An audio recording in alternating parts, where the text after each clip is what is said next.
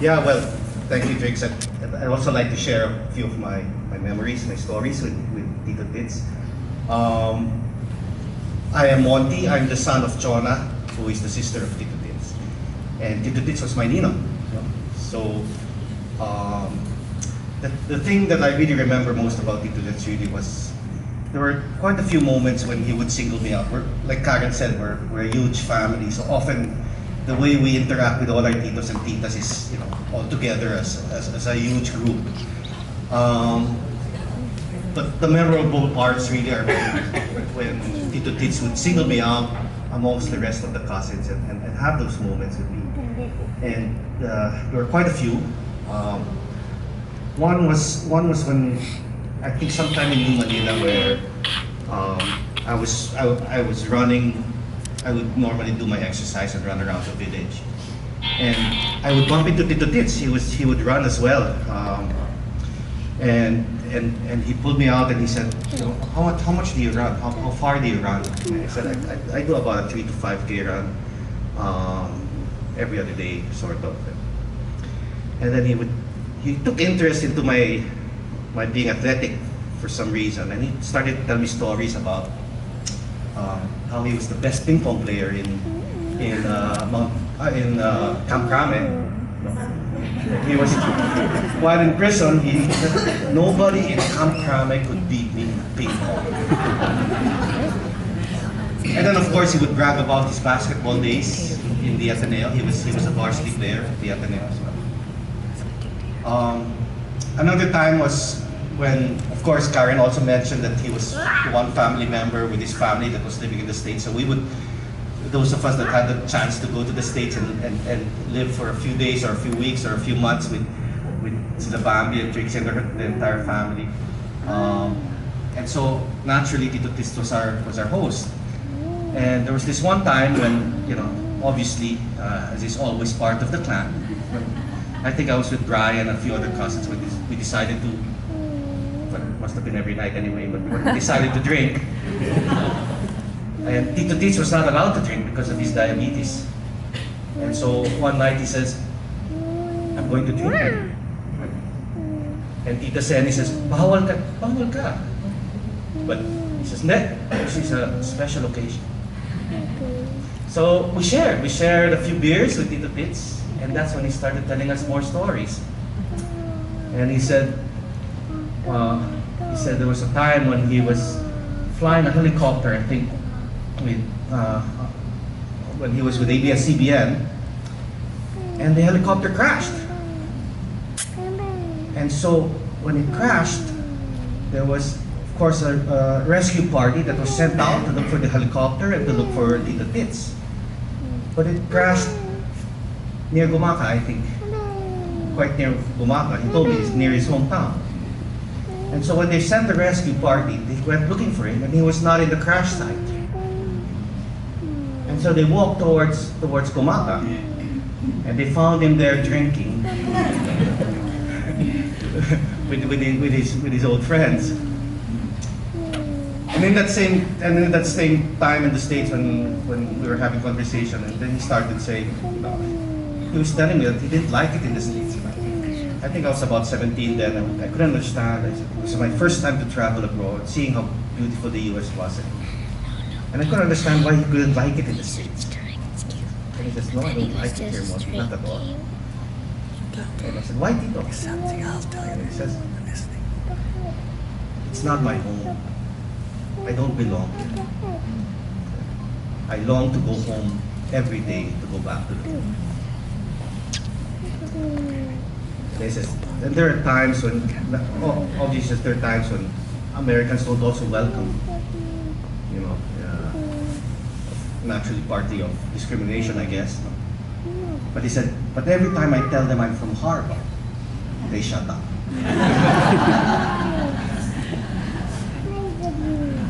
And then there was this one time, I think it was the 9th day of Lola Dading's death anniversary. And for some reason, I came about an hour early, and so did Tito Tits. So the both of us were in front of the church, and you know, an hour early, and he says, why don't we go over to Starbucks and have a cup of coffee? So we did, and it was very emotional that day. It turns out it was the day that he retired. And so he was telling me all his stories of his career, particularly with ABS-CBN. And he was saying that he was one of the core group, I believe, that built ABS-CBN, and he was recounting the difficult early days that they had in building the business and building the company. And that he in fact had the ear of Henry Lopez. He was quite proud of that. And so, you know, he told me that, and he was very emotional that day, and I felt very privileged to have heard it from him straight after the very last minute that he worked at ABS-CBN. And then there's this one other time. I think it was I think it was at Kim's clinic. Kim had a clinic opening, and Tito Tits was there because Tito Tits always attended all our events, right? So it was at that clinic, and he told me a story about his name. And I will have to apologize to Tita Seni, both Tita Senis, because this might be rather uncomfortable to you.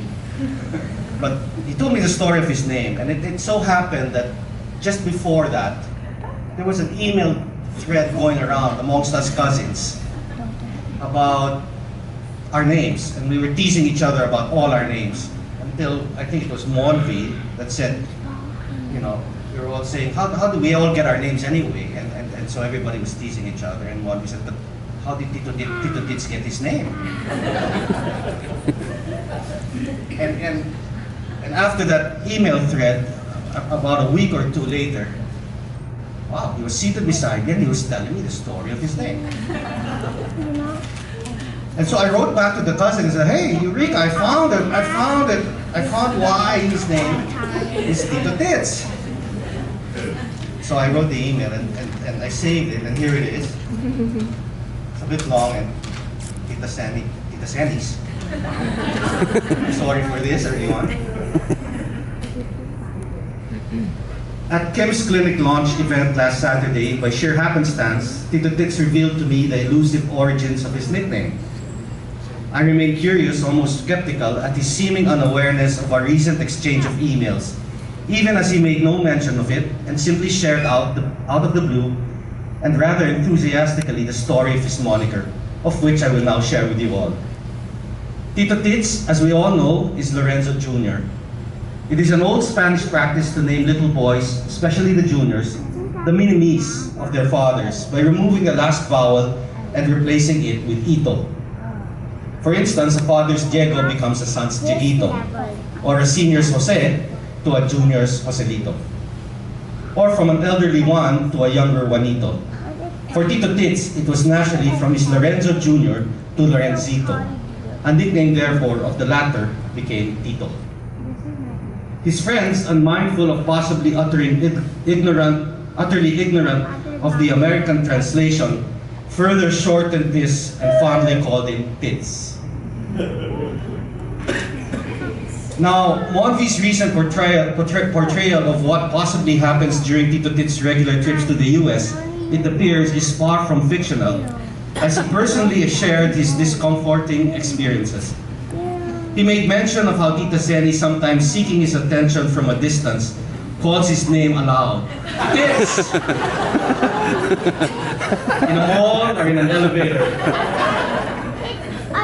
Bemused bystanders start turning their heads, either seeking the profane name caller or hoping to get a rare glimpse of exposed breasts in public.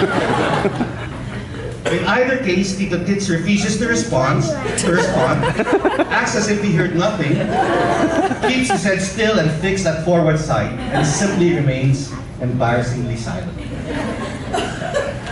At such instances, though, I wonder who is mutely ashamed, Tita Seni or Tito Tits. Tito Tits went further and recounted an incident when an American lady, in a forward manner, asked him, "Are you actually called Tits?"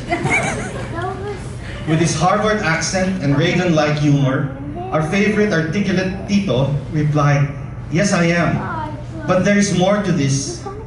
You should meet my brother Bobby." Referring, of course, to our Tito Bobby, who shares with him many things, including the same alma mater from two great universities, the both of them being lawyers, having the same parents and siblings, of course, and their wives sharing, as we all know, the same name. You see, our wives both have the name Zenny, said Tito Tits. The lady was baffled as to what this had to do with being called Tits. Pausing first before fueling her disorientation, he continued, "Well, for my family and friends, to differentiate between the two in-laws, the Tito Zennies, they call my wife Tita Zenny Tits. And they call my brother's wife Zenny Boobs." Sorry. That was from Tito Tits, huh? He told me that. I just wrote it down. Thank you. Rest in peace, Tito Tits. We love you.